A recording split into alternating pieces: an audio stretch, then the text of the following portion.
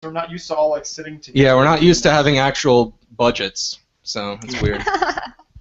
All right, 5, 4, 3, 2, 1.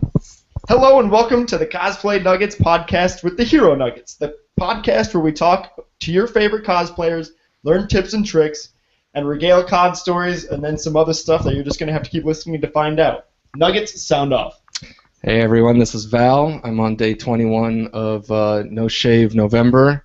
I'm officially on creepy children are afraid of me status. So this is Steve over here, and I'll be keeping track of how many times Val talks about his beard this episode. And I'm Hopper. I'm going to be pretty much derailing the conversation and asking random questions. Can't wait for it. And I'm Joe. I'm your ever-loving host. So this week we welcome a girl. No, we welcome a woman that can cosplay a warrior and actually kick your ass. She's a self-proclaimed geeky girl who's all grown up. She loves all the things that the boys do: video games, comics, and even sword fighting. That's right. The next time you see this geek girl at a con dressed up as an elven warrior, know that she might actually just cut off your pants if you say something offensive. She has cosplayed Jack Burton from Big Trouble in Little China, Snow White from the television show Grimm. Is it Yoko Lettner from Gurren Lagann? Yes, it is. There we go. I was afraid I was going to pronounce that incorrectly. Harley Quinn from Batman, Link from Zelda, and many, many more.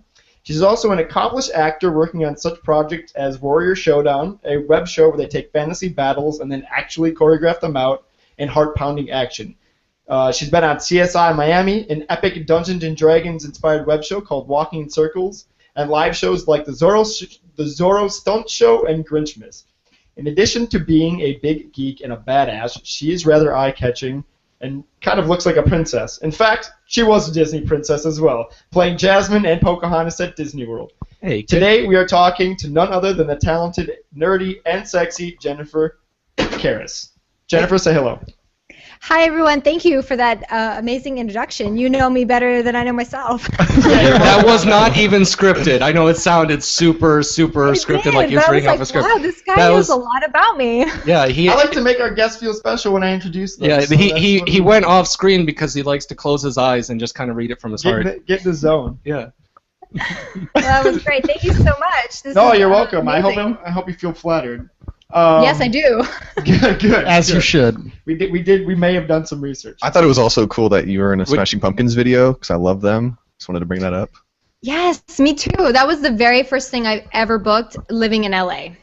Get out of town. Oh, that must have been awesome. Yeah, so that was really cool to be like, oh my god, there's Billy Corgan right there. Glow. It was Glow.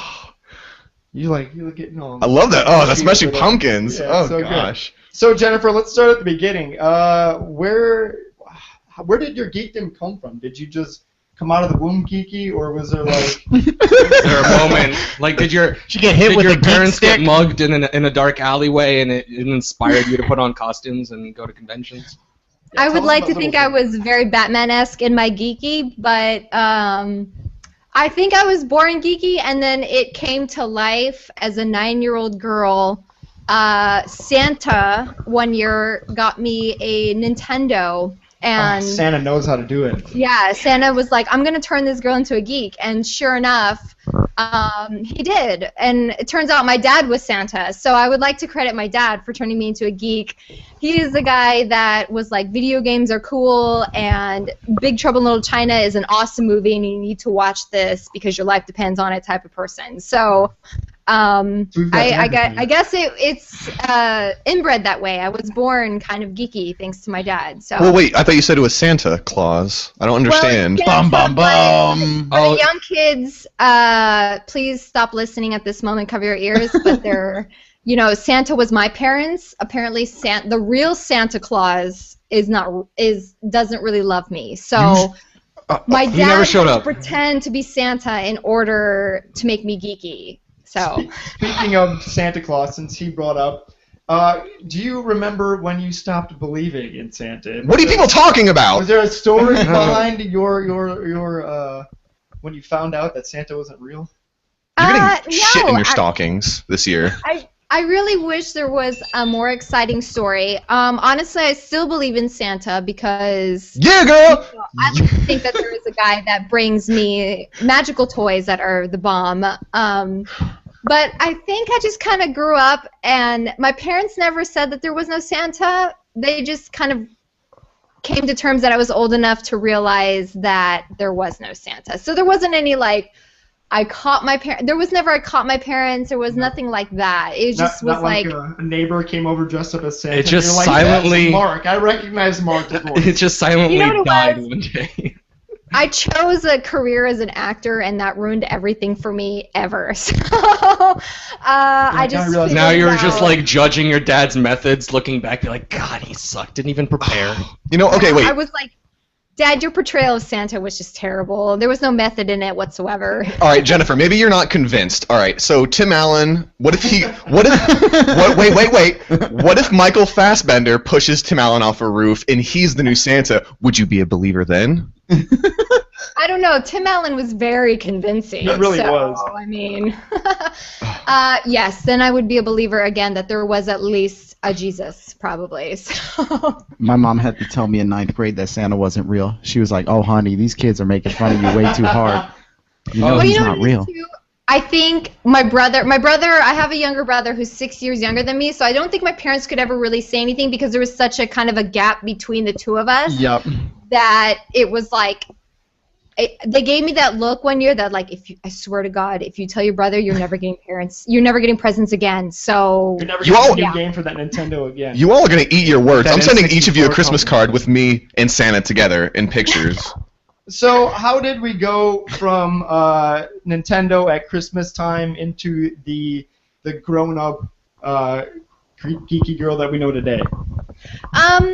Well, it was just the love of playing video games. I loved playing Super Mario Brothers and Duck Hunt, and it just grew. So every new game that came out, every new console that came out, it was also too like my dad would sit down and be like, Star Trek is cool, you need to watch that. Star Wars and Indiana Jones is super cool, you need to sit down and watch that. So Dad sounds like a good guy. Yeah. yeah, Cool, Dad. Can we get Really cool. Can we interview your dad? Actually, he sounds pretty awesome. Yeah, I'll I let got. him know to contact you.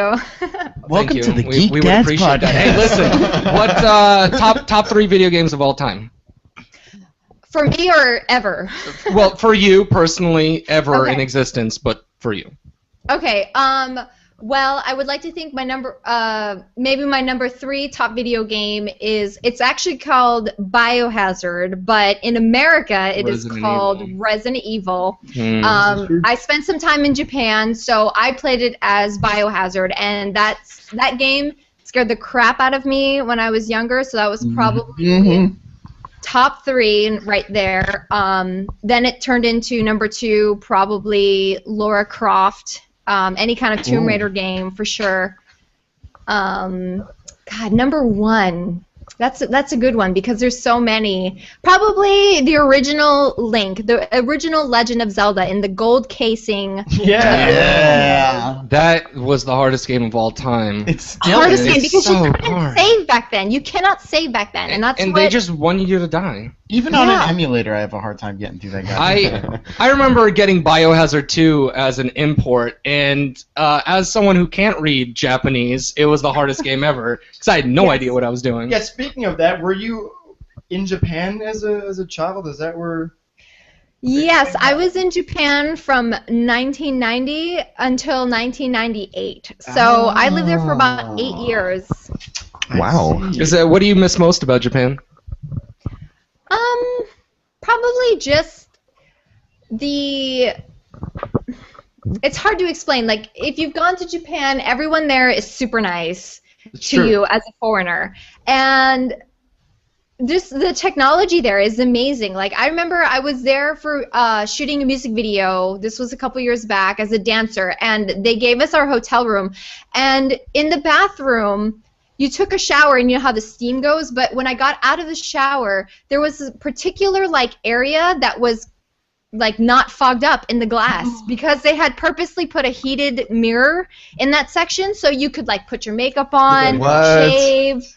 Yeah, they have what I call the Captain Kirk toilet seat. It was just like all of that like combined. It's an amazing place of magic and and Japanese-ness. So it was really cool. One of the commenters has just let me know that they have beer vending machines in Japan. Yes. Yeah, they also have all kinds of weird vending machines in Japan. Yeah. That place just sounds magical. A lot of, my favorite thing ever was to buy in Japan. Is from a vending machine. It was actually the smartest thing I've ever seen. At the time, Japan had the world's tallest, fastest, longest, tallest roller coaster in the time. It's called Fujiyama, and I happened to be lucky enough to ride it. And at the end of the ride, when you have gotten off the roller coaster and you walk down this little, like, off ramp, there was a vending machine of underwear, men's underwear, and stockings in case you had crapped yourself or peed yourself. See, it's such a logical decision. Caution, this ride may make you poop. But don't worry, we have replacements. Yeah, at least they were That's smart. We don't have that in America. Yeah, it was the smartest thing I've ever seen because I'm like, what if someone had accidentally temporarily lost their bowel movements and was genuinely scared on this ride? So you had to buy.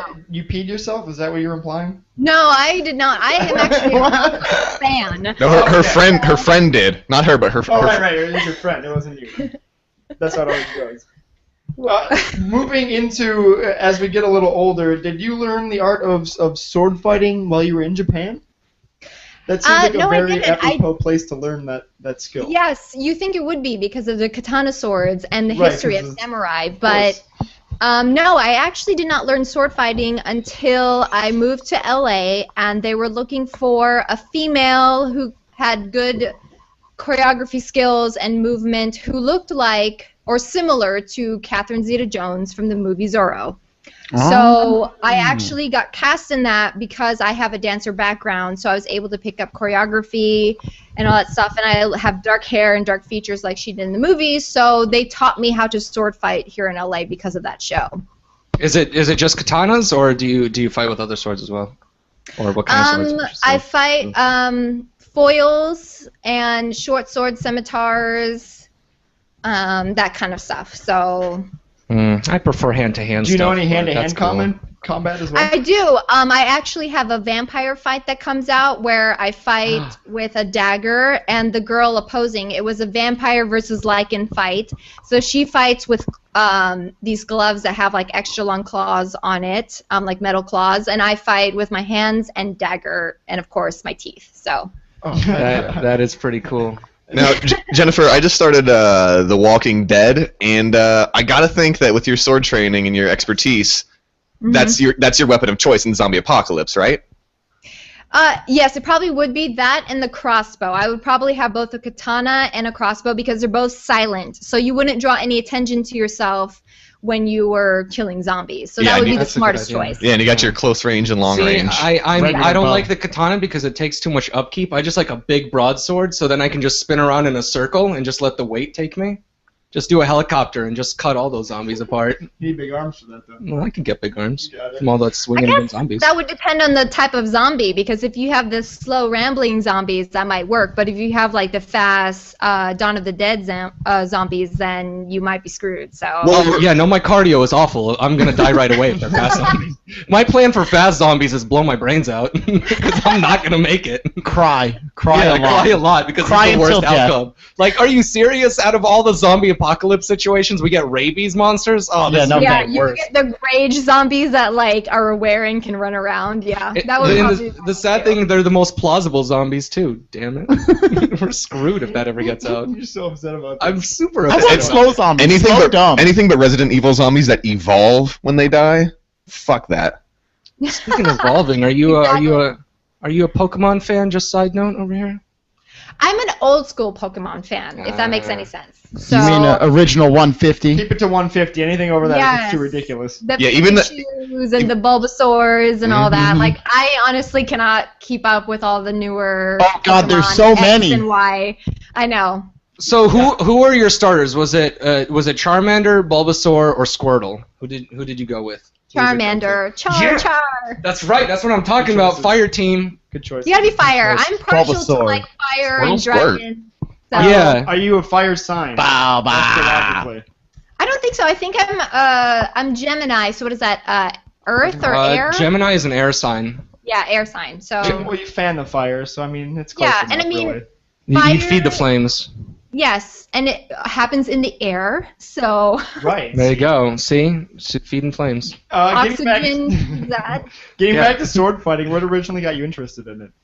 What was that? I'm sorry. What originally got you interested in like sword fighting and the hand-to-hand combat and all that good stuff? Was it through dance, like choreography? No, it was just the fact that I like to look badass all the time. That's one way to do It's it. tough. It's Yeah, tough. strut around looking No, tough. I mean, honestly, I thought it was a really cool skill to have, and It is. being a fan of video games, like I grew up on like Tekken and Street Fighter, so it's like I wanted to be like those people, like it was super cool to be Chun-Li and be able to fight and be able to actually yield a weapon and know what you were doing, not just kind of, wielding it around, but actually be like parry 1, parry 2, and, cut to 4, cut to 5, cut over, knowing all those terms and being able to do that was kind of something I've always been interested in. So it just came from basically video games, I guess, if you wanted to put it. Now, as a fellow martial arts enthusiast, I have that like one move I really wish I could use on someone. Do you have like that one super awesome move that that you're like, I wish I could stop a bank robbery with this? Dragon or, like, punch. Stop a mugger or something. Well, I don't know if it's a move, but there's a weapon that I have that I would love to be able to like stop bad guys in their tracks, and What's that? It's the weapon that I use in Warrior Showdown because it's the only weapon of its kind that is an actual bow and arrow, or I guess I should say bow, a staff, and it turns into 2 short swords. So it's like anything I do, anything you throw at me, I can do. So. Wait, Oh it's my a god, bow- if you get transported into Dungeons and Dragons world, you've got it. Like, oh, I'm in Ebron, no problem. I've got a multi-weapon over here. Exactly. Like I can shoot a bow with this particular weapon. I can fight like a staff, like as a staff with it, and then if I get really pissed off at you, I'm gonna break it into 2 short swords, and then I'm gonna fight you dual wielding. So basically, no matter what, you're fucked. yeah, is what you're saying. whoever comes across is just screwed in every way, form. So Yeah, I'm never gonna rob a bank around you. Do you own it? Do you own any weapons, Jennifer? the only weapon I probably own right now is my Is this puppy. lightsaber, which is in the corner over here by That's my hardly door. a You probably weapon. can't see it. Are you kidding me? It's a lightsaber. It That is a metal. replica lightsaber. Whoa, that's a real lightsaber. She just said it. That's a fact. Yeah. Psh, I don't Don't believe make it. her turn it on. Yeah, she will accidentally Yeah. cut. I would gladly. It's so Take- real I don't even want to get out of the seat to turn it on. So I'm actually afraid of owning one because I know I'm gonna cut my legs off by accident. I'm just gonna spin it around and like my head will just come Yep. flying off. And one of the skills that I noticed that you have that I wish I had is hula hooping. You mean other than sword fighting, Joe? Yeah, other than sword fighting. I can sword fight. Get out of here, Steven. I've been I know in you Japan, can't. obviously. Don't call me Steven. Only my mommy calls me Steven. Get out of here. But can you give me some tips to hula hooping? Is it just in the hips? Where's the hula hooping skill at? it is in the hips. I mean, I can dance like a. I don't Joe, know, I like- can He show can you how to dance. He move. dances like Justin Timberlake. But the Except with more tongue. It escapes me. Yeah, he dances That's like very Justin sexy. Timberlake, but with like the who's that chick who likes to stick her tongue out? Miley Cyrus. Yeah, it's So like you just can twerk like Justin Timberlake is what you're saying. Apparently, yeah, that's exactly what I do. I could do Carlton real well if you want. Dance floor. Yeah, and sadly, I've said it before. I am Jewish and cannot dance. But hula hooping, it's all on the hips, so I'm gonna have to get better with that. Is it With side to having side hips. or is it like around? I never understood that. Okay.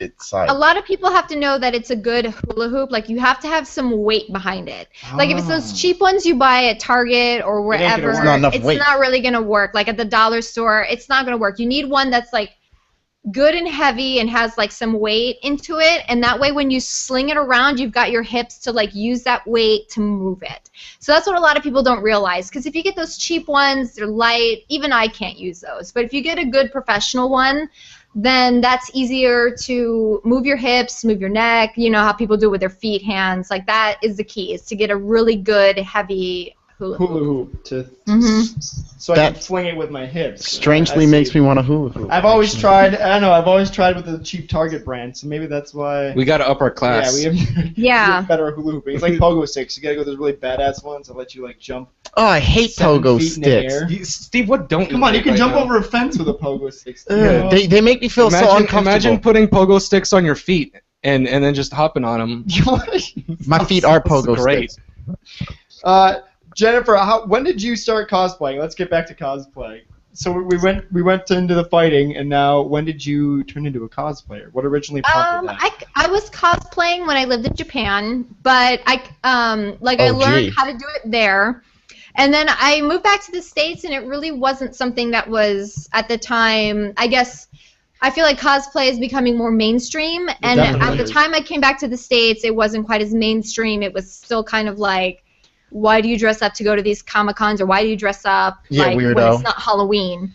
So I kind of stopped for a while, and just a few years ago I started really getting back into it, and I started my Facebook page about a year and a half ago, and just really started taking it, I guess, more seriously, where before it was more like, we're getting together with our friends, which it should still be that way, but, you know, it's about getting together with your friends and just taking your favorite characters and kind of just paying them homage, or, you know, kind of wishing you were that character. Or, like, if you're like me, I love Halloween, so it's just, like, another chance for me to dress up and, you know, kind of pretend that I'm cool and badass for, like, a couple hours that I'm in the costume. You don't need to pretend. I would just like to announce that we are still at the 100% marker for cosplayers who like Halloween. Yep. Yeah. It's a running theory that all cosplayers love Halloween. I haven't met too many people who don't love Halloween and the cosplay at the same time. So when you find them, let me know. This is something we've asked a few other cosplayers, but during Halloween, do you like to just dress in like cheesy Halloween costumes, or do you go all out with your normal cosplay stuff, or just not dress up at all? If I weren't working, then yes, I would be the type of person who would go all out, bring out the Warbler, make armor, and like go out to like those, you know, Halloween clubs and parties and just put them all to shame. But normally, unfortunately, I've actually worked the past couple Halloweens. Like, I usually like to do Halloween events like Universal Halloween Horror Nights or Queen Mary's Dark Harbor, that kind of stuff. So I always end up usually working on Halloween. So I'm dressed up, but just for work usually. Not to scare children. That's too bad. Yeah. Well, that's what me and my family. That's what we do for Halloween. We don't go door to door. We just scare children and take their candy. Like it's a Russian thing. You know, well, I like to scare adults because they usually get the best reactions. When you're working, are these haunted houses that you're working at, or are they just like performances, or is it a little bit of both? It's a little bit of both. When I did Universal's Halloween Horror Nights, it was, if people who have gone have known, it's the Bill and Ted's Halloween Adventure. It's Bill and Ted's Excellent Halloween Adventure Show. So basically, it's a show that takes pop culture and makes fun of it. So I've been transvestite Megan Fox. I've been G-Girl. I've been Christina Aguilera. Yeah. Did you get to choose your role, or was that assigned to you? That was assigned to me. Now, transvestite Megan Fox. Tell me more about this. How does that work out? It was okay. So the main characters, Bill and Ted, who are played by different actors, of course. Of course. It was on this particular year. It was based off of the movie The Hangover. So they woke up not realizing what happened, and Ted happened to have gotten married to Megan Fox. It just turns out that Megan Fox was a tranny. So they had... So was it like Megan Fox is a tranny the whole time? Like real Megan Fox is what is the statement that you're making? Or is this like a fake, they woke up and it's like a fake Megan Fox? You know, in the story, I mean, in the story. It was supposed to be a fake Megan Fox. Okay. Like they had married the wrong Megan Fox because they were so out of it. So they had actually constructed for me a male, like it was underwear, but it looked like I had some junk between my legs, and there was a point in the show where I lifted my skirt and you could see the junk and people got grossed out and laughed and blah, blah, blah. So that sounds awesome. It's the oldest trick in the book. I know that one. I pull that all the time at malls. Yeah, so that was... what's one of the So you said you like scaring adults. Do you have any like really hilarious stories of you scaring somebody at one of these like events? Yeah. Maybe you made somebody pee themselves, for example. I don't know, because they're usually running away from me, but I found that for me, the type of character I played, like the times I were able to scare people, I was playing a ghost who was a first-class passenger of the Queen Mary. So it was actually based off of a real person who had died on that ship. Yeah, and so she had to be very, regal and elegant. So it was hard for me to really just kind of be super or like very. Like move around and like scare people and yell. So I had to be very subtle, very creepy, like just kind of in the shadows. So I would do this thing where I would hide behind this particular curtain, and it was through an exit where you go up the steps. And I had this particularly long dagger that I would hide behind my back. So basically I waited for people to come through this curtain, and I wouldn't even move, and I would just see people as they walked by, and I would smile at them with a creepy smile, and they'd be like, oh, cool, there she is. And then I would pull this dagger from behind my back with the biggest grin of my life, and you would be surprised how many people would run away, like screaming. It would be like, oh my God, and they would just like run up the stairs, like they would keep running up the stairs. And probably the funniest one was Halloween night. This big, huge gay guy walks through. There we go. Yeah, and I mean nothing against gay guys, but to be honest, we love gay people here. We have a huge gay following. Don't worry about it. Yeah, this could be rather overly dramatic, though. Yeah. But I mean, he came through and he was like, "Oh, girl, she's so pretty." And then I pulled the dagger from behind my back, and this guy screamed so high pitched and literally fell up the stairs that I had to do that thing where I didn't want him to see me laughing, so I had to turn my face away and just like laugh in the corner of the room because he was like the most funniest like I wouldn't laugh have been able ever. to keep it together.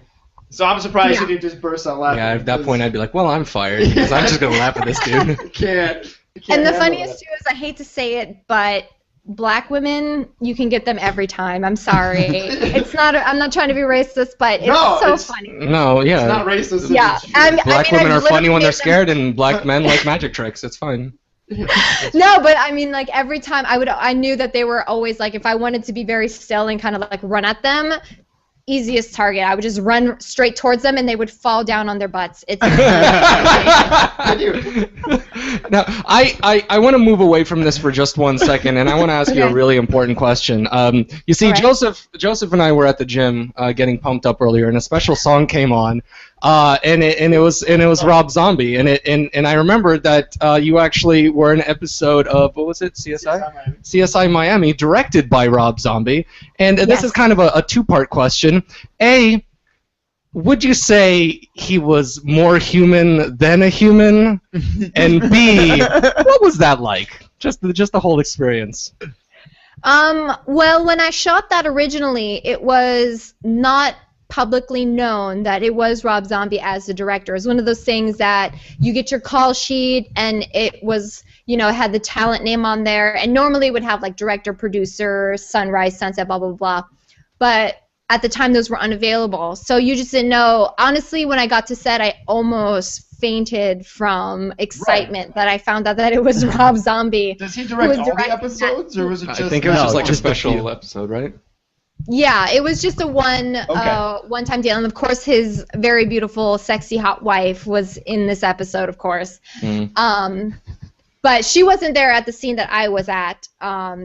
She was in a different scene, but the scene I was in, he was there, and he just was he was not human at all, and it was kind of awesome. So did he talk like this? Like, did he have his like singing voice like Yeah, he had his dreads and he had that rough voice, and yeah, it was exactly everything you would want him to be. And I was Did he like, ever take off his sunglasses so you could see his eyes? Yes, only because we were shooting a night scene, so obviously, only logical. You can't be cool that long. Yeah, you have to. He's a professional, so the fact that he was able to take off his glasses to do it was like, whew, this is going to be a good episode. But He's very invested. You know, I would have been worried if he had kept his sunglasses on as he was, you know, looking at the takes. And I'd be like, well, clearly he's not going to know what's going on in this. This guy does not care. Yeah, clearly he is not interested in this whatsoever. Clearly he's too Hollywood to care. But no, he was great. He was a great director. He was everything you want to be and more. And I mean, I didn't really get to, be in that close because, you know, as an actor, you're just like, yes, sir, I will do whatever you want me to do. Right. So, what was your role in the episode? I was a devil bartender, and it was one of those like swinger parties. So I was supposed to be flirting with another couple as a bartender, and I was dressed in red latex with a black mask and red wig, you know, so it's unseen. But yeah, it was really cool, and one of those like really cool like, you know, moments of like, wow, like only in Hollywood would this happen type of thing. So. Right. It was really awesome. It was so unexpected for you, too, which is kind of a nice treat. Yeah, because nobody knew he was there, so. Getting back to you being a ghost, I also noticed that you like ghost hunting. Have you been on many, like, cemetery trips, or do you go out and find haunted buildings, or do you have, like, an EKG meter that you're running around your house with, checking for ghosts? I actually, well, not around my house, but... do you have an EKG meter? No, I do. I actually have a ghost hunting kit. Get out of town! Oh no, I used to Can you actually order those run online? I used to run my own ghost hunting team when I lived in Florida, and I would go to St. Augustine a lot of the haunted areas, and that, you know, we'd break in illegally to the cemeteries and try and Don't admit that. I know. No, it was totally legal. Everyone listening. That was allegedly. Ghost hunting. Allegedly team. illegal. Allegedly, that's the key word. Allegedly broke into those cemeteries to ghost hunt. But no, I really enjoy it. It was, like I said, like even just working at the Queen Mary, that is a haunted attraction, was very fun for me. And there's stuff on there that happened that, to be honest, it was probably the scariest thing. Even in the years of ghost hunting, I've experienced on that ship than any other time ever. So it was really cool. Have you seen anything close to Slimer? Not close to Slimer, but I have actually witnessed paranormal activity. So. Have you seen a full apparition? Yes, I have. Have you? Do Get you out want of to here. regale us with the story? Yeah, actually, it was funny because I was actually talking about it earlier to a friend, but I could just see in your face that you were talking about it and you knew you were right on it. I was working on the ship it's in a maze called Submerge. So as a character that was portraying first class, I was in an area that was done up to be a first class room with a Shea lounge and curtains and a piano player, all this kind of fancy stuff.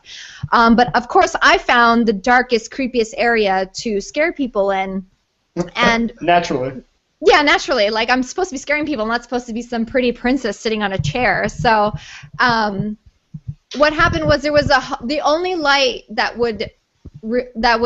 people would see was the light coming from behind me, which was a hallway, an empty hallway, and the door was propped open by like a little can. So, because we do occasionally get like gusts of wind through the ship, which was random. I don't know if that was supposed to be like real wind or ghosts. I don't know, but it was propped open.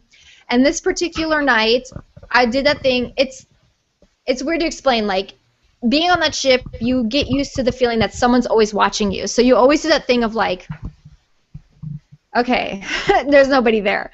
So I was doing one of those things where I was looking behind my shoulder and I looked down the hallway, there was nobody there. And so as soon as I turned around, literally 5 seconds later, the door slammed shut, and it was so loud. It literally was like someone had slammed, not just like a gust of wind, like slowly closing the door. It was like a full-on slam, the entire room went dark. So I was doing that thing of like my eyes were trying to adjust to the darkness, and as I was looking towards the door, there was like this black, shadowy figure, and I'm not even kidding when I say this, and it was just kind of like walking towards me. And at first I was like, oh, is it one of the techs of the Queen Mary, like one of the guys that repairs whatever, because that's the only people that should be back there are tech people. And I slowly realized as the hairs started to stand up on like the back of my neck and my arm that it was not a tech. And so I did the thing where I looked in real close and was like, oh crap, and I like ran out of the room like so fast. I was so scared. Like the gay guy that you scared earlier. Yes, that was fell down some stairs. And that's what happened. Like I ran up to the other person that was supposed to be sharing like the room with me, and I was like, oh my god, I don't know what happened. The door just like in front of like I broke character, and like guests were walking by, and I was like in hysterics. I was just like, I don't know what happened. The door slammed by itself, and someone was coming towards me, and I don't know. And the person like in there was like, what the hell is wrong with you? Like, are you okay? Like, so like, it was. No, we're on a haunted ship, damn it. Yeah, and like ever since then, I never stood back in that spot. It was the scariest thing, and like other people, on the ship who who were working the event with me said that they had seen my actual my actual ghost. Like someone was like, I saw you, but you were like. Oh, like there's a woman in white that haunts the ship, and that's who my character was based off of. And 3 security guards had seen me apparently walking around, but then when they shone the flashlight, they thought it was me, and she had disappeared, and they were so scared that they ran away. Like they were saying that they saw me and that they thought it was me and all these. So lots of creepy stuff always happens on that ship. God, I can't wait till I'm a ghost and I can do that kind of stuff. That's Someone kill me, only if you please. become a ghost, Put me on a man. boat. You think you're worthy of Hey, becoming a ghost? we've got a quick question from one of the viewers. Do you hang out with other cosplay ladies, or do you have groups of friends outside of cosplay? Like, I feel I'm the only cosplayer amongst my friends. I would really love to have cosplay friends, but no, I don't actually. So if anyone would like to be my cosplay friend. There we go. well, we are also Taking cosplayers. applications. If we're ever in the same con, we'll totally hang out. Yeah, we should make a group and do like group cosplay. We might make a trek out to WonderCon in is that April? I think it's April. Yeah. Yeah, it'll be fun. We'll find something. Is that in Yeah. LA? Yeah, it's in LA. So And then afterwards, we can actually like try to stop actual crime. Well, if we're all dressed Yep, up you super. put me in a Some tight ghosts. suit, man. Yeah, I'm we going can to all fight find some ghosts or Stop some something. hauntings. Yeah. Jennifer's already got the kit. Hey, speaking of which, did you ever do that thing where I forgot what it's called, like the electronic sound, whatever, where you put a voice recorder somewhere creepy overnight and then just listen to the audio the next day? Yes. no, that is inviting it into your own house. That is a terrible idea. No, the recording of the phantom voices is not inviting. It's when you do the Ouija board that is when it becomes inviting. You're actually, if you are Ouija boarding, and I made that into a verb, it's not a real verb, but if you're Ouija boarding, you don't ever want to make the entity prove itself, because you're basically inviting it into your house. Yeah, if I ever go down to the basement and my kids are Ouija boarding, That's Get about that it. away. boom, boom, ghost, they're not mine. They have no place in this house. Sorry, you're not welcome here. Yeah. Boarded. Yeah, I mean, you done. can ask it questions, but never be like, hey, can you prove that you're so-and-so? Because the minute you ask that, it makes it okay for them to come into your space, basically, and haunt you. I and do can see things. that, because if I was a ghost and someone tried to backtalk me, I'd be like, motherfucker, I'm a ghost. I'm talking to you. I'm taking time out of infinity right now. I could be floating around Saturn, but instead I'm talking to you. Calm the hell lights on down. and off. Yes, my name is Thomas Jefferson. Well, I feel Calm the bad hell for you down. as a ghost hanging around Earth with nothing. That's to the do. thing about entities, though. You don't know. Like, you can be like, hey, I'm going to contact Grandma. And you're like, hey, are you Grandma? And the entity would be like, why, yes, I am. And then, of course, like, Grandma, please come here. And then, like, you've actually invited the devil to your house. So you have to be careful. Oh man, I didn't even think about that. Have you Yeah. Have you had a bad experience with a Ouija board? You seem very like. Yeah, I know. Now I'm like, just now I sound like I'm a really weird person, Against- but No, not at all. no, confident actually, when I about- was younger, it's a really weird story. I was part of the cheerleading squad, and we were doing a tournament that particular weekend, and we were staying in a hotel room, and so we're on this floor, and this girl brought a Ouija board, and it was at one of the theme parks. It was actually at Paramount's Kings Dominion in Virginia. Oh, I was And- there. I've been there. That place is great. I love that place. I used to live in Virginia. That place is awesome. So the 3 of us were asking this random, and of course we're doing that thing when we're young, like, are you pushing it? No, you're pushing it, whatever. And this entity apparently was talking about someone being in danger and that it was there with them. And the one girl that had left the room, we decided to ask, like, is that person in danger? And it said yes. And so we had, of course, being young girls, we all screamed and squealed, and we ran to that person's, like, hotel room, and we knocked on her door, and she answered, and she's like, what's going on? And we're like, are you okay? Because something's supposed to happen. She's like, yeah, I'm okay, but the weirdest thing just happened. She had won one of those big giant stuffed animals from one of the random games that you can play there. Mm-hmm. And she said she was just, brushing her teeth, washing her face type of thing, and the bear had literally fallen over, the head had fallen off, and all, like, the insides had sprawled out. And she's like, I was just standing there. And so we were like, you can't be by yourself in your room. Like, we're sorry, that was our fault. Like, we were so, like, scared for her. And so kind of like, to me, I kind of thought, like, well, we probably brought that upon her because we were asking who was supposed to be, in danger. So she was like, yeah, it was the weirdest thing. She's like, no one was around, and this, like, stuffed animal falls over, its head rolls off, and all the stuffing, like, comes out from inside. That's and you can see it in her room. It was the creepiest thing. Unbelievable. Steve, didn't you want to ask something about the kit?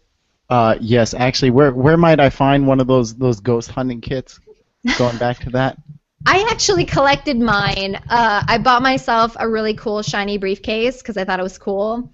And X-File style. Did you? So it's a mishmash of things. It's not just well, like a ghost hunter's what kit off are Amazon. your essential ghost hunting equipment? Like what do you absolutely need in your ghost hunting kit? Well, you definitely need an EMF meter. You need a voice recorder. You need a walkie-talkies because you should have at least more than one person in your group with you because that's just stupid if you're ghost hunting by yourself. Camera for sure.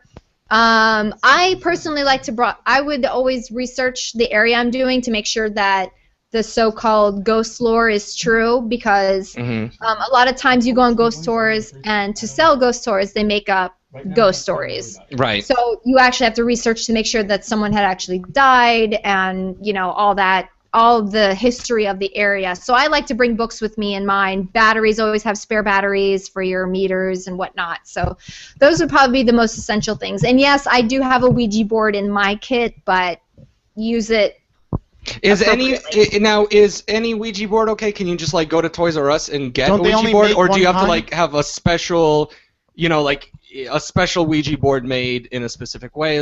Or does it not really matter? No, I just bought mine from a game store. It's not about where it's from necessarily. It's about the energy that's there. So if you have just any kind of board that is so you're able to communicate with, basically, you can make it out of paper and a glass cup. As long as it's able to, kind of feed the energy through, then you're good. So. Okay. All right. Makes sense. Don't they use power crystals in those? Steve, no, they don't use power crystals. Steve, we're going ghost hunting, so get ready. Yeah, you can go. Yeah, you have now inspired us to go on an epic adventure. It's actually really fun, and if you have a couple drinks, it's definitely. Let me tell you something about us. We've always have a couple of drinks. Yes. There's never not time. Wait, that was. It makes things a little bit more jumpy, and then that way, when you look back at your footage, you're like, oh, that was actually really nothing. But at the time, it was really fun. So, there's some instances where, yes, it's just a lot of like fun, and I did it with my friends, so of course it's a good time. But then there were times where you're like, I can't explain that, even with the alcohol. So, that's how you know it's real.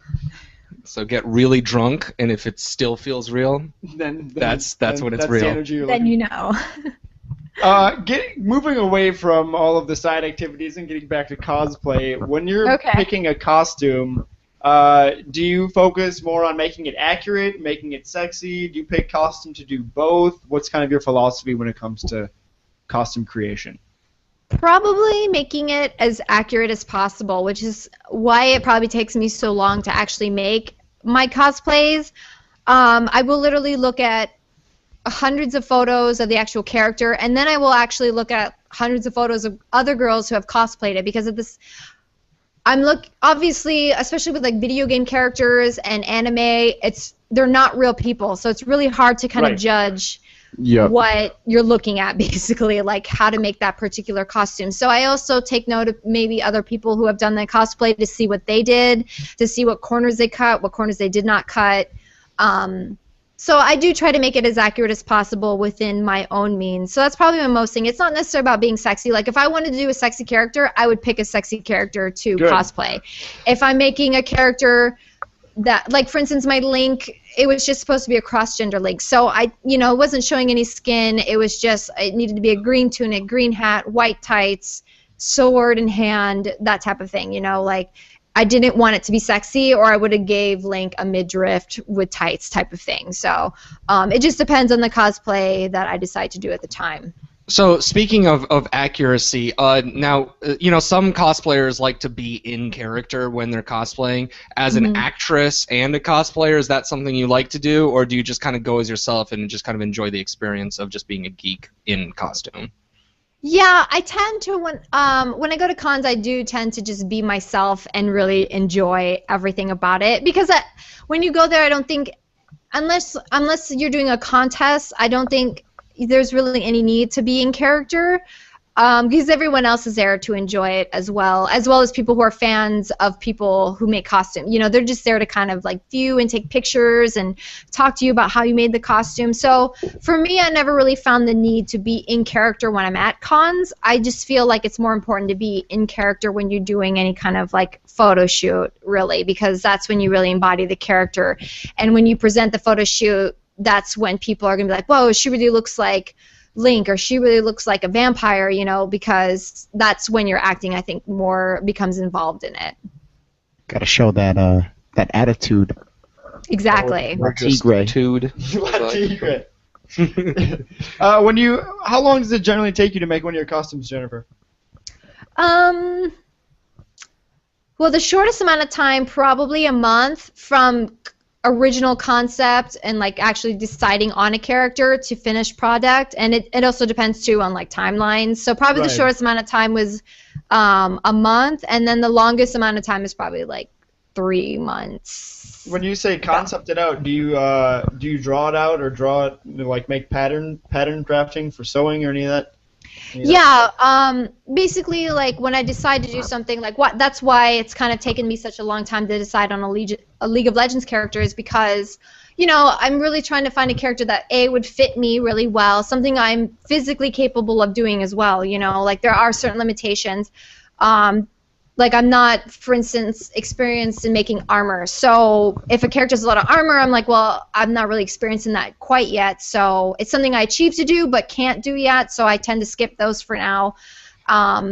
So from visualization, meaning like, okay, I'm gonna do a research of characters that I'm interested in, pick one, and then I start to, like I said, I look through hundreds of pictures of the actual character, the cosplay character, people who have cosplayed that character. And then you start to going into, all right, what pattern do I need? What can I buy? What do I need to sew? So it's just like that long process of like step by step. What do I need to make? What, do I need to put these things on a belt? Do I need to buy a Warbilla? Do I need to buy a T-shirt for this? So, and obviously it costs money. So at the same time too, you have to wait for paychecks and cash to come in. Yeah. So. You should do Cassiopeia cosplay. Who? What? Cassiopeia? Have you played her yet in League? No, I haven't. What? She's usually mid. She's the snake lady.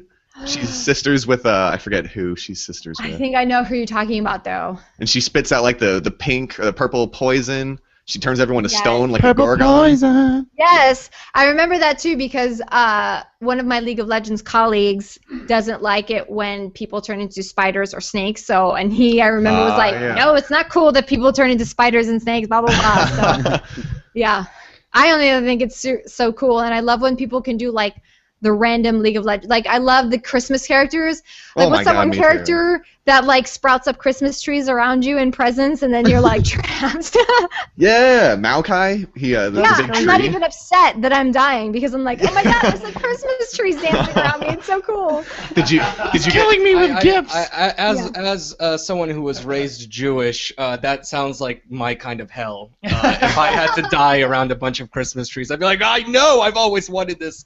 Why do you have to kill me like Why this? do you have to rub it in? Why do you have to It's rub like it in? torture for you. It is. It's hard being a G1 Christmas. Oh, I'm sorry. You only got 7 or 9 days of Christmas, however It's many not. it Yeah, is. it's not 7 or 9 days of Christmas. It's walking to a house and lighting a candle, and then getting a check for like $50 or something. Yeah, there you How go. experienced are you with Warbler? You've mentioned it a couple times now.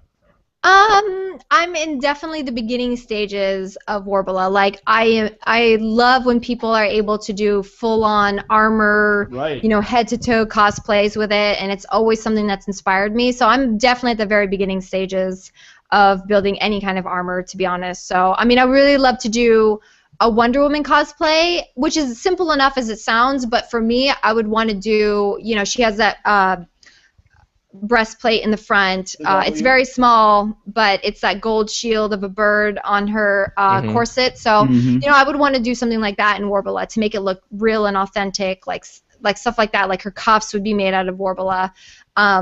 It's not that hard. Like I have all the materials to do it, but it's actually because there's not something you can search for on the internet that has your per se body.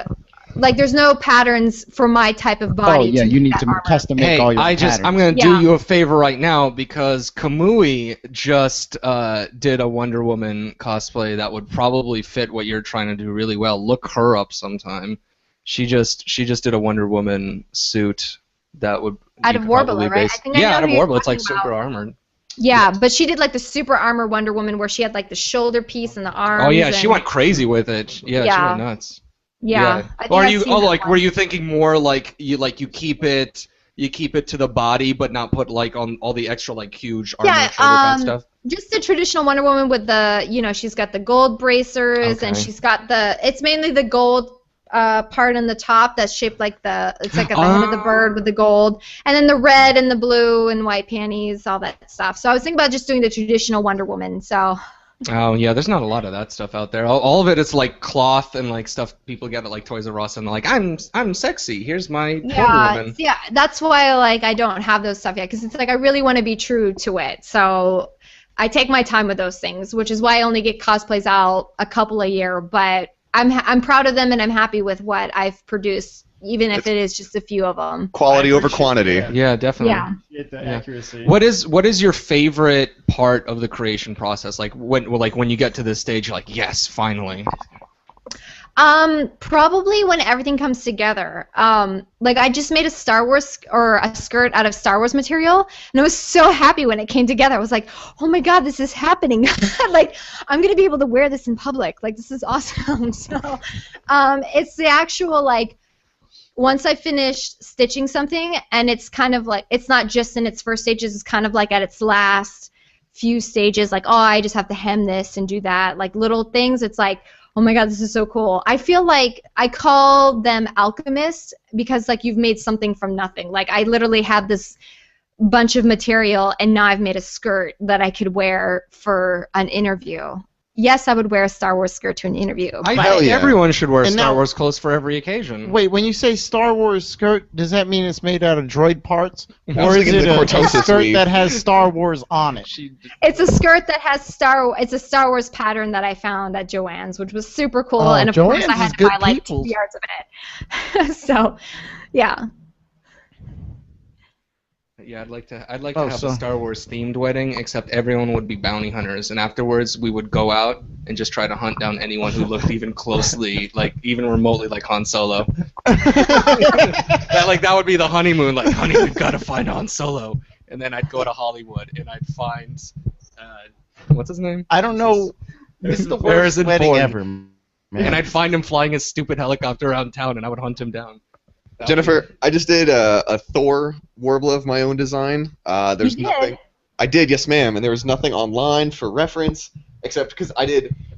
All right, Thor has had like 5 different costumes in the movies alone, maybe even 6. He has 3 to 4 in the Avengers, and I did his sleeveless, capeless version. So the only reference, the only reference material I had was either the few screenshots online or actually pausing the film and being like, oh, okay, this is how I can get the back. And I did the bracers, and honestly, the bracers were the easiest part of that, and it was fun to form them on and paint them and do the whole process. So I'm a little jealous that you get to start this process over again, at least for the Wonder Woman bracers. I'll help you out on the bracers, but for the rest, I'm gonna look at you and be like, girl, I did my time. I am over this Warbler. I need a month to recover. I'm in that stage. It's just because, like, you know, obviously there's no store you can just go and be like, hey, there's pre-made Warbler armor made for me in my size. Like, you literally have to do all these things, take your own measurements, figure out the contours of your body to be able to make these costumes. So I mean, kudos to you for even making bracers, because, you know, that's something you have to do on your own and create yourself and figure out how to make on your own without pretty much anyone's help. I mean, there's like tutorials on like the basics of how you can make art. That's it. It's all basics, and you have to kind of go from there. Well, thank you. It was really cool. Rip off some hair. Yeah, rip off some hair, or at least if it gets hot. Like, okay, it's hot. Stop pressing it against my skin. But I know. I mean, you must get this. You understand. You know, doing your own costumes and cosplays. You could go to the store. You could go online and buy, you know, $300, $400. Like, I could have just bought Thor armor. You can just buy Wonder Woman armor or Link an outfit, but you get that satisfaction that, you know, cosplay gives you of, you know, I made this. Maybe it doesn't look the best. Maybe it looks terrible, but I made this, and I'm proud of what I've done. You get that sense of accomplishment, and you get to wear, literally, you get to wear it on your sleeve.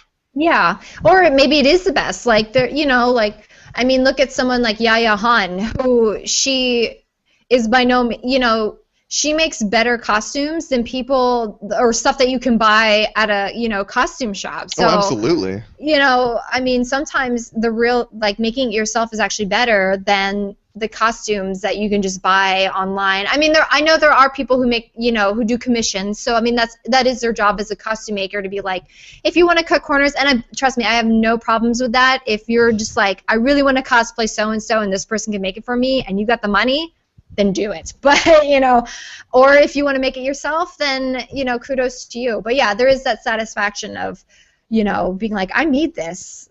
Absolutely. Call yourself an alchemist. That's what That's such a better, like, everyone's like costumer, cosplayer. I think alchemist sounds like the most badass thing you can call yourself as a costume I would maker. like that on my business card. Yeah, professional alchemist. That is on my resume, okay? I'm an alchemist. Right under Ghost Hunter, we've got alchemist and a hula hooper.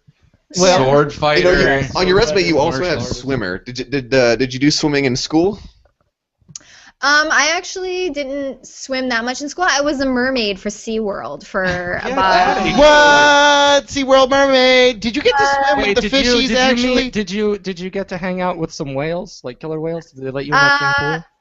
I did, but that was for separate reasons. I was actually in school to try and be a trainer for animals, so I did get to do my time with that, but the SeaWorld test is very hard, and even someone in the best shape in the world, it is so hard to pass. What? Have you ever touched a dolphin? Yes, I have.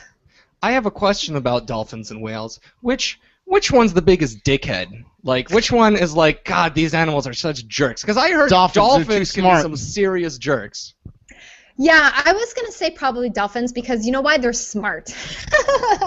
I would love to meet some dolphins. I think I'm going to hang out with some sometime.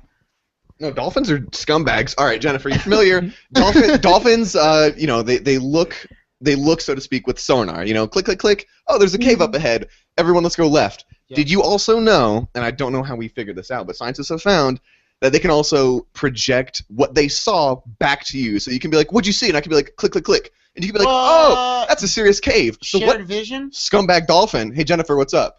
Yeah? Click, click, click, tub girl. And you're like, oh, god damn it, scumbag dolphin. No, I was actually unaware of that, but I'll definitely have to research that sometime. Yep. That's very interesting facts that we have found recently. Anytime. The dolphins are now officially the HeroNuggets.com dickheads of the week. Jennifer, where can people catch you in the upcoming season of cons in 2014? Do you have any plans to go to the big cons in LA, or do you have other plans that you would like to share? Yeah, I'll probably go back to WonderCon. I went there. I'm usually wonderful. I usually go to like Long Beach Comic Con, which I know is coming up this weekend. It's actually Long Beach Comic Con in horror, because there's two different ones, but There's that one this weekend, and then I like to go to WonderCon, AnimeCon. What else is in town? Oh, E3. Ooh, E3. Yeah, that's exciting. Yeah, that one's hard to get into though, but you got to really know. You got to know someone to know someone. How many people did you take your bow sword and like just murder people to get into E3? I mean, I'm not gonna lie. I did have to threaten people with my elvenness. I'd be like, "Do you know I'm an elf that kills people? So you should probably just let me in." But like, you've got forever to plan a death. You know, you're immortal. Do you have naturally pointy ears, Jennifer? I don't like to stay because elves don't really like to draw attention to that. Oh, I didn't know. It's kind of like, you know, don't point out that we're Native American or Asian. Like, that's just, we don't point out that we have pointy ears. It's everybody's like the same. We're all equal here. Yeah, we're all the same here. We're all nerds. I just thought maybe you had better hearing than yeah, you did, and I was going to ask about that. You clearly get along well with dolphins. I thought maybe you could hear them better. All right. Well, in the next upcoming con season, when we make our way out there for E3 and WonderCon, which we will get into E3, all I'm going to do is I'm going to walk up to the security guards, bat my eyelashes, and show some skin. I'm not above that. And then bust in. But when we meet up, we're gonna. What can we do? Can we start a Hero Nuggets versus other cosplay fight club? Are we gonna do like a shot contest, or can we just arm wrestle? Can we just do that? I like the shot contest because I like to think I'm, you know, Shot contest. From Indiana Jones, so I could probably drink you guys under the table. But I'm sure you just could gonna drink me ask under you the table. if we could marry an indie contest. That is a horrible challenge to challenge a Russian alcoholic. Let me just tell you that right now. Jennifer, here you go. Challenge that accepted. scene when Mary's introduced and she's doing the shot contest. This is a big debate. Is she going up against a woman or a man? In the very first, Yup. Raiders of the Lost Ark? Yes, ma'am. You know the scene I'm talking about. I was always under the assumption that it was a man, so... I was too, but the last time I saw it, everyone else in the room was shouting, like, it's clearly a woman! It's going to be a woman versus a woman shot contest. I'm like, no, I'm pretty sure that's a guy, or is it? And I never questioned it until the past year or so, but it... Now your question, I can see it. No, I can look on your I'm face. going to have to go back and look. Yeah. I'm going to have to go back and look. Hopper has a keen eye for film. I've never seen that movie in its entirety. Are you serious? What are you doing here? I'm very serious. Our podcast. I also wait a minute, hold on. I'm about to shock everyone's faces. Also, haven't seen Terminator 2, any of the diehards. Just name a movie. I'll tell you, I haven't seen it. It's true. I try watching movies. He's my heterosexual life mate. I try watching movies with him all the time, and he just falls asleep every time. Seriously, any movie. I don't know why you have this guy around then. The good guys are probably gonna win, and I'm fine not knowing. Because he's the only thing that will ever like me and live with me. It's true. It's very sad and true. Well, you know what? It's only a newness for you. See, we've already seen it 1,000 times, so it's not new to us. But for you, enjoy the fact that it's new for you. So take that. I'll check those movies out eventually. To finally watch Terminator 2 in your late 20s. Jennifer, what video game would you love to be able to, like you just said, watch for the first time? What video game would you love to just be able to play for the first time? Put your memory, I don't know, on the shelf and just go back. Oh, wow. The hard-hitting questions over there. Oh, you know what? I really, really loved, and I would love to play for the first time again, was actually Kingdom Hearts. That was the first game I was like, I'm in love with this game. So hard right now. I want to cry. That soundtrack. Never played it. Best soundtrack. When you walk away, you don't hear me say. Ooh, so good. All right, you know what? I'm gonna hit you with another question, Jennifer. I asked all the guests this question. If you had a useless superpower, what would yours be? Oh my god, a useless superpower? Yeah, like useless in heroics. For example, crying fruit punch, having rollerblades pop out of your feet. Being able to breathe underwater, but only in a bathtub. You know.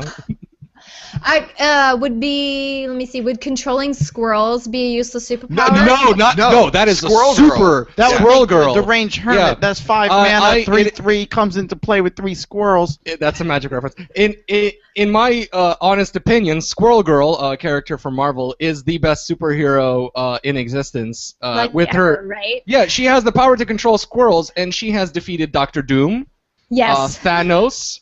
Deadpool, Wolverine, Galactus. like basically, yeah, Galactus, Well, single-handedly. I'm glad to see who I'm up against, because normally if I say that, people be like, oh yeah, that's a pretty good useless superpower. But I'm glad to see I'm here with pros. So Yeah, all right. no, we're pros here at HeroNuggets.com. Yeah, you're gonna have to try that one again. Yeah, we're gonna Okay. need More something. useless. Yeah, more useless than squirrels. More useless than that. Oh my god, that's so hard. Such as the ability to instantly give Maybe yourself squirrels goosebumps. that turn into dust after 80 seconds.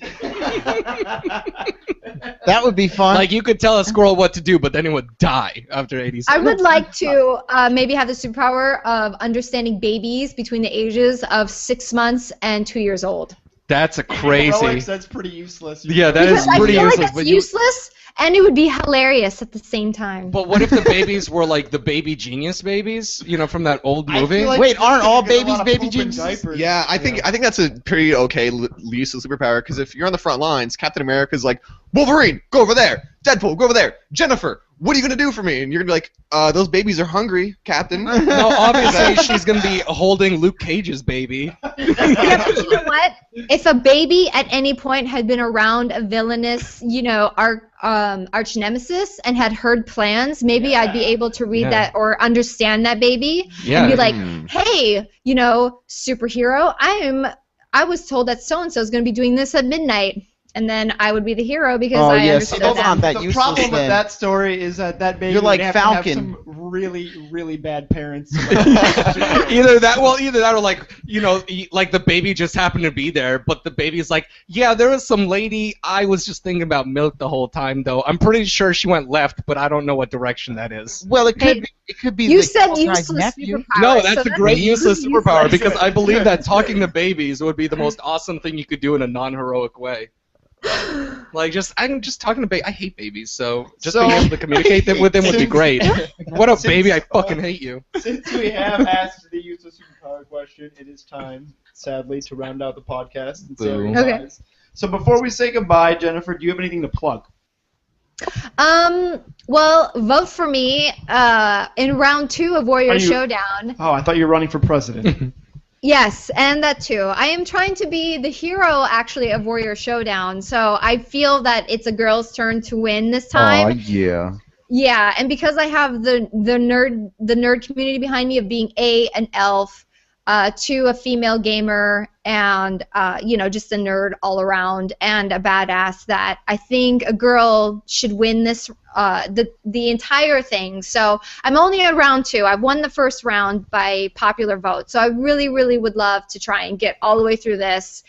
To win it. So just please go and vote for me. It's warriorshowdown.com. You click on vote. You have to vote through each matchup. But just make sure, as long as one of the matchups is Elven Huntress, I'll be happy. So Do you vote in the comments or is on the website? Is there a poll on the it's side? on the actual website, and yes, you actually have to click on each character. So it's basically a tally of each character that you want to win. For anyone who wants to vote and is wondering where to go, in case you're stupid and missed her plugging that, we'll have a link over on her page. So if you're listening from our page on HeroNuggets.com, you can just click on the link. Yes, and my Facebook page. Just go and like my Facebook page, Twitter. I have like every social media. So just figure out one Got thing. the MySpace? It's all there. I actually used to have a MySpace so many years ago, but it's Well, of not. course. Security. Now Well, I thought you were let me gonna say ask now. you a question. If other contestants randomly start disappearing, does that mean you'll win also? Because if so, I know some people. Yes, totally. If they start disappearing, that's totally my fault. I'm totally trying to showgirls them and like throw marbles under their feet and push them upstairs. Throw sand in their eyes. Throw a shuriken in their face. Yes, so I will do anything it takes to win, even if that means cheating and plugging myself shamelessly everywhere. Then yes, I will do it. Yeah, you got my vote. I like shamelessness. Are you gonna give them? You could give the other girls those Swedish nutritional bars, make you lose weight. In fact, they're actually what the coach gives you to gain weight. Exactly. I mean, I am competing. There are a few other girls in Warrior Showdown, like the Egyptian priestess and the biker chick. Boo. But let's be honest. I mean, I heard they both kick puppies. Huntress, I have magical powers. I Yeah, have I'm pretty magical sure powers. like they're all racists. I heard something about Hitler Youth. Very I think. bigoted. Yeah, this is Yeah, horrible the biker people. Yeah. chick and that the Egyptian. Yeah. But she doesn't like Jews very much. Or freedom. Yeah. Or justice or America. So why would you vote for that? Yeah, Vote for the I mean, elephant. clearly none of those girls love America. I mean, especially, and the biker chick is just racist. She's just a white chick, so I mean, why was it? I hate white chicks. God, the worst. Am I right? Yeah, White lost chick. my vote. Terrible. Yeah, it's terrible. Gross. Ugh. Bet she's blonde too. I'm gonna be in so much trouble. White girls. Do you have are you selling any prints, Jennifer, of photos of you at all? I'm actually Or not is that something you're currently, moving into? But yes, that is something I'm Okay. moving into. I Get you think into with your my new Psylocke shoot, which has not been released What? yet. What? Yes. Hopper loves Doing Psylocke. Psylocke? I just did a Psylocke photo shoot, and since you guys have had me on this podcast, I would love to send you guys a sneak peek photo of the most epic shot of me as Psylocke. It pretty much is probably the most epic shot of me ever in existence. Like, Heck yeah, Oh girl. my Yeah, we God. promise we won't share it with anyone until you tell us to. yeah, I would love to share it with you guys. Please do. Yeah, so I would probably the release of my Psylocke photos, I really would like to start maybe selling prints, and all the proceeds go straight to funding more cosplays. And I also like to give to charity, so it would also, any extra money goes to So sweet. ASPCA. I love that kind of stuff, like helping animals, buying food for them, saving them, whatever I can do. So The Jennifer all that money goes Kairis to that. Shoe Charity Foundation? Is that right? What? Yeah. The Jennifer yeah. The Jennifer Kairis / ASPCA Foundation. Please donate money to. Which version of Psylocke did you do? Classic? I did classic, so I have the 80s bodysuit with the double. So the 4 doubles. I have katana swords. I'm currently having somebody right now who is excellent with Photoshop give me the psychic blade and all that good stuff, all the really cool effects. Nice. But there was one photo that, in my opinion, and this is me inflating my own head, that I was like, if there was ever a Psylocke movie made by Fox or Marvel or just anyone in general, this should be the movie poster for Psylocke. I don't know why I feel this way, but I do. That's some high self-praise, and I know, I'm gonna right? I'm gonna That's have what really I high thought. expectations for this. I just want you to know that. I Like, know, now I'm like, oh, maybe I shouldn't have opened it up. But I mean, Hyped it up too as much. as we like to say here, we're hoping it's gonna blow our dicks off. So That's hoping it blows your brain balls. Sorry. So. yeah. Blows my brain balls. Oh my god. I like that. That sounds way better. I like that brain balls. So, Nuggets, as we come to a close, Nuggets, you guys are going to sign out, and then Jennifer, we always have the guest say goodbye last and then say Nuggets out. So this has been the Cosplay Nuggets podcast with the Hero Nuggets. You can check us out on HeroNuggets.com. I am Joe. Have a good evening. This is Val.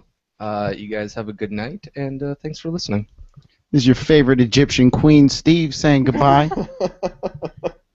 Everyone, this is Hopper. It's been a fun time. Thanks, Jennifer. You've been great.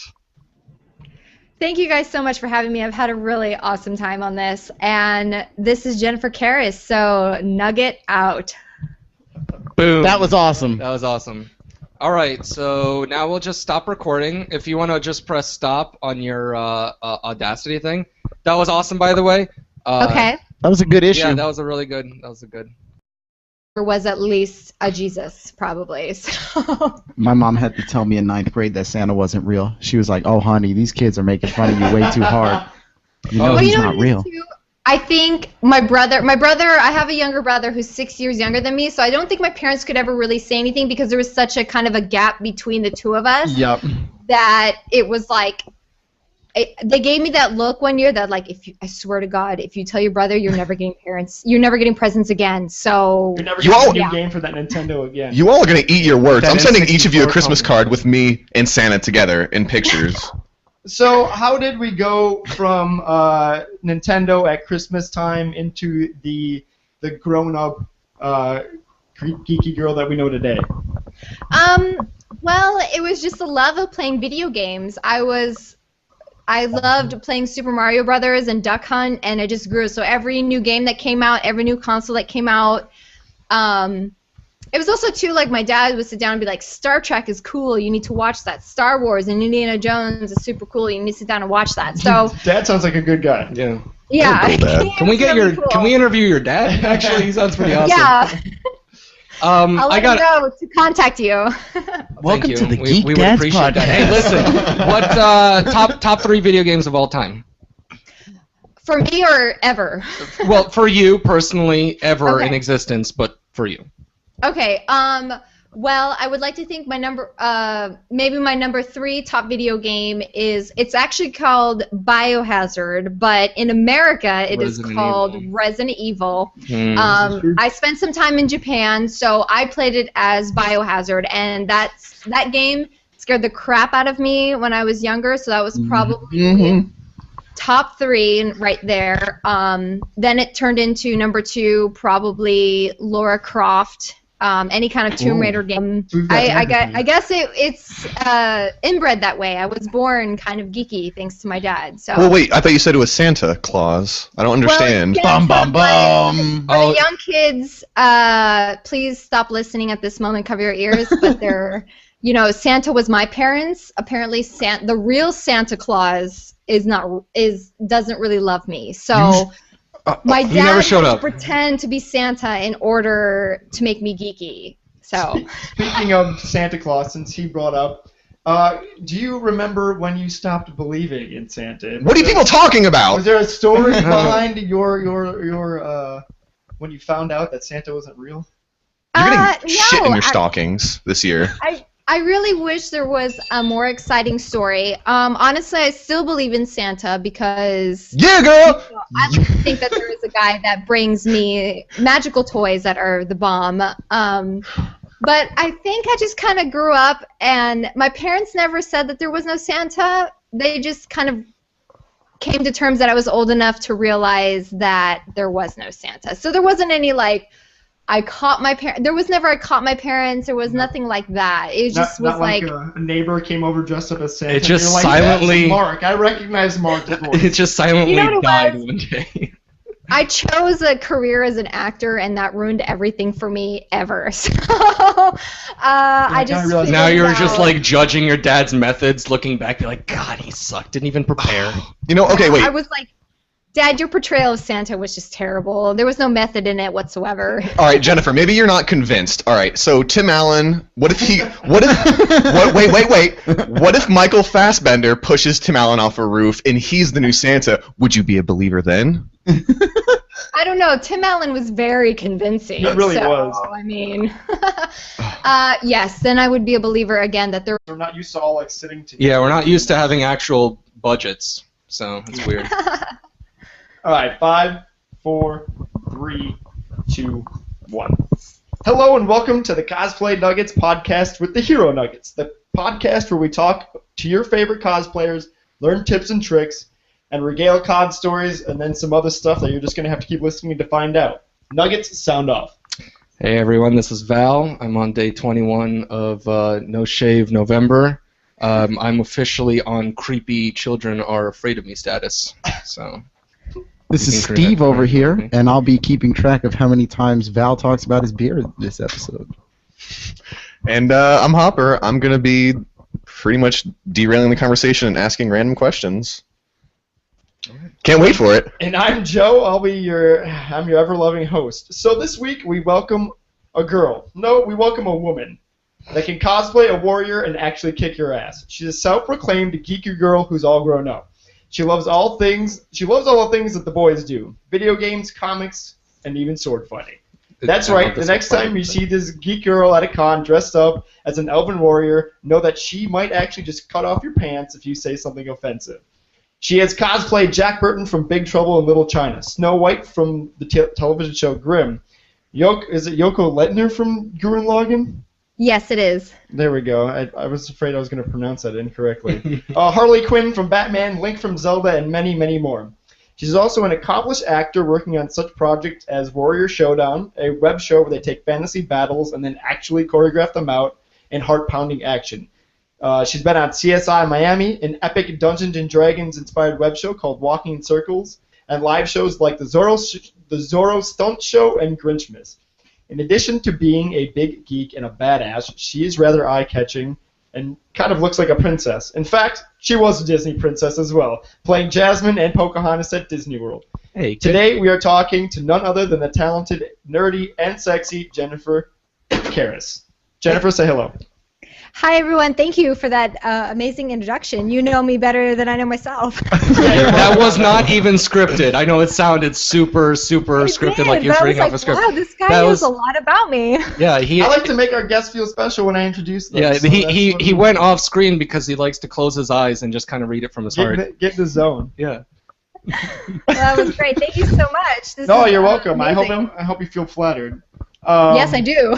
Good. As you should. We may have done some research. I thought it was also cool that you were in a Smashing Pumpkins video because I love them. Just wanted to bring that up.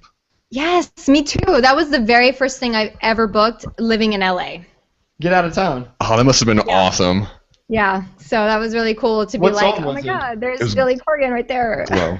It was glow.